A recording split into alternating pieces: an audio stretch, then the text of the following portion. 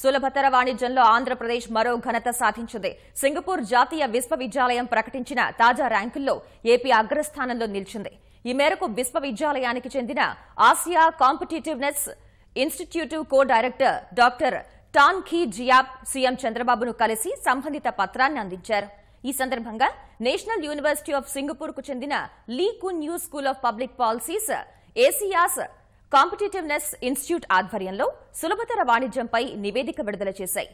Attractiveness to investors, business friendliness, competitiveness policies ABC పేరుతో ఏటా ప్రకటిస్తున్న ర్యాంకుల్లో AP తర్వాత మహారాష్ట్ర, ఢిల్లీ 2-3 స్థానాల్లో నిలిచాయి.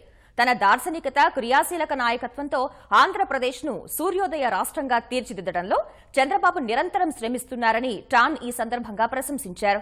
ప్రపంచ దేశాల పెట్టుబడులకు నవ్యాంధ్ర ఒక ముఖ్య గమ్యస్థానంగా నిలవనుందని అన్నారు.